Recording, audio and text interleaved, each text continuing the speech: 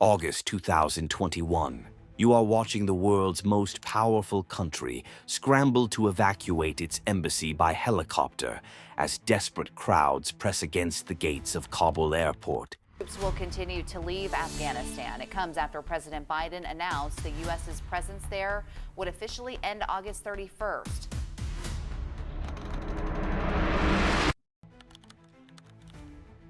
After 20 years, trillions of dollars, and thousands of lives, America's longest war doesn't end with a treaty or a victory parade, but with an airlift under fire. The Afghan government, the U.S. spent 2 decades building, collapses in a matter of days, and the Taliban, the very force Washington vowed to destroy, walks back into power almost unopposed. So how did American influence in Afghanistan disappear so completely?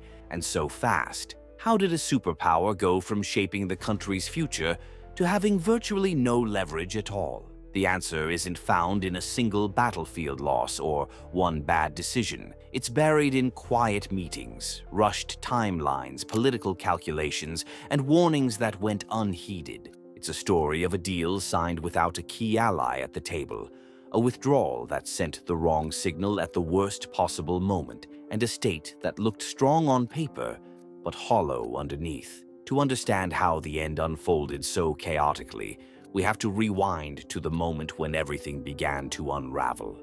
February 2020 marks a significant turning point in the story. In Doha, Qatar, the United States signs a peace deal not with the Afghan government it had supported for nearly 2 decades, but directly with the Taliban. Kabul isn't in the room. Its leaders aren't even on the sidelines. From the very start, the message is clear. The future of Afghanistan is being negotiated without the Afghan state at the table. On paper, the deal looks simple. The U.S. agrees to pull all its troops out by May 1st, 2021. In return, the Taliban promises 2 things: cut ties with terrorist groups like Al-Qaeda and begin talks with the Afghan government. But almost immediately, cracks appear. U.S. government watchdogs report that Taliban attacks on Afghan forces don't slow down.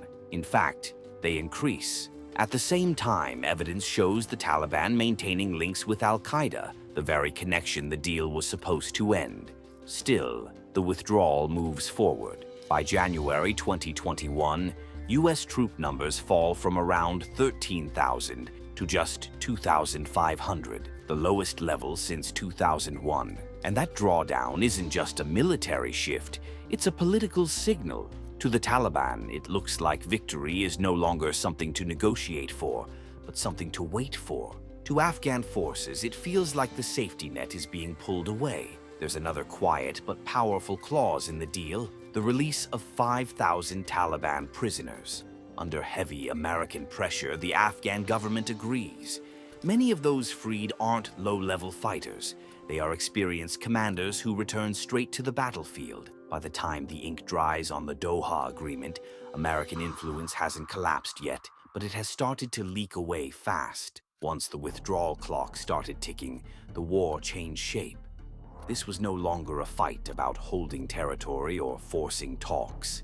It became a waiting game, and the side that could afford to wait was the Taliban.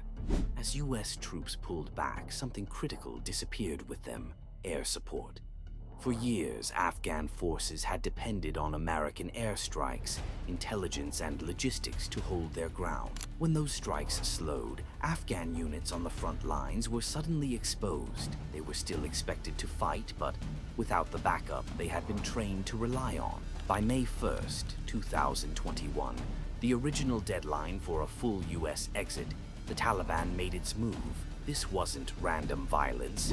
It was a coordinated, nationwide offensive. District after district fell, often without major battles. In many places, Afghan soldiers didn't run because they were cowards. They left because they were cut off, unpaid, undersupplied, and convinced that no help was coming. President Biden, who inherited the withdrawal timeline, pushed the final exit date to August 31st. Behind the scenes, U.S. intelligence reports were growing more alarming. Some warned that Kabul could fall within months, even weeks.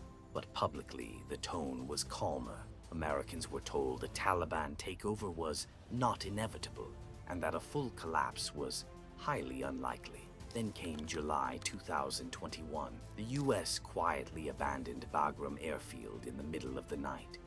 No ceremony, no handover, just gone.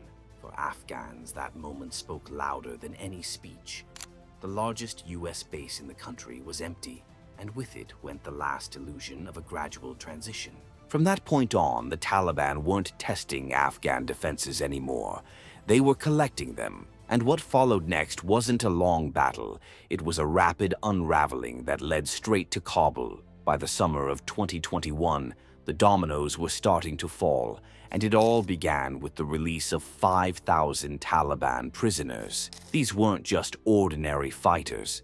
Many were seasoned commanders and trained soldiers, the very people who could organize, lead, and energize the Taliban offensive. Once freed, they didn't disappear. They went straight back to the front lines, and the Afghan military suddenly found itself facing an enemy far stronger than anyone had anticipated. Province after province started to collapse, often without a fight. Cities that had been considered secure slipped into Taliban hands almost overnight. Local officials surrendered or fled, leaving empty offices and abandoned checkpoints. The Afghan National Security Forces, stretched thin and demoralized, couldn't hold up under the pressure. The troops weren't always outgunned. In many cases, they simply couldn't rely on support that had already left, and the chain of command was fraying fast. By August, the pace of the Taliban's advance became dizzying. On August 15, 2021, the final domino fell. Taliban fighters entered Kabul. President Ashraf Ghani fled the country.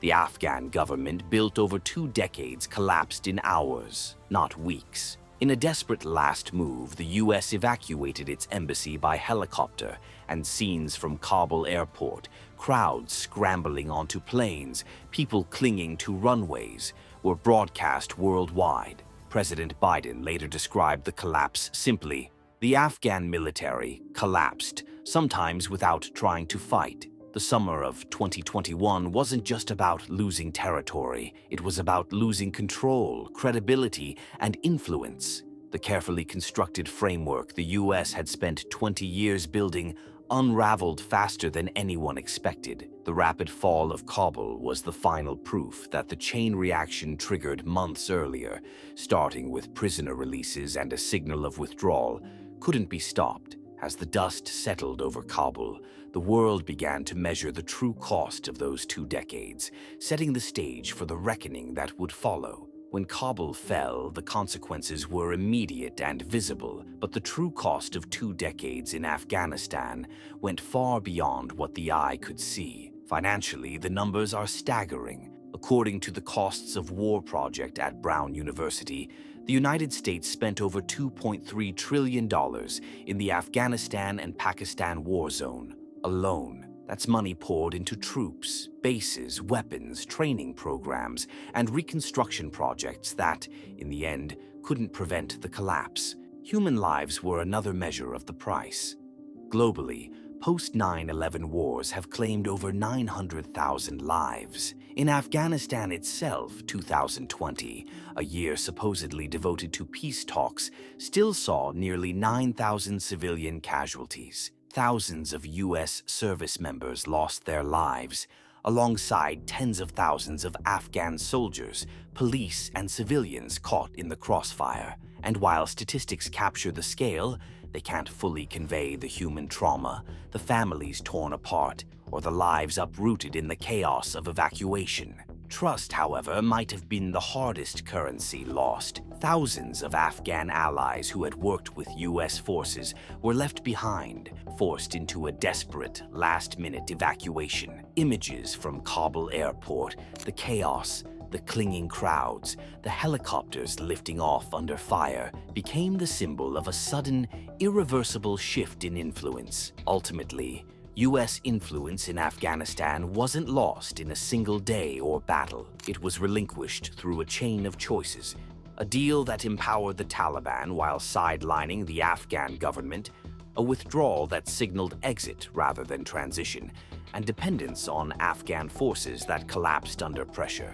The fall of Kabul wasn't just the end of a war, it was the final receipt for 20 years of effort, a clear record of costs paid in dollars, lives, and credibility.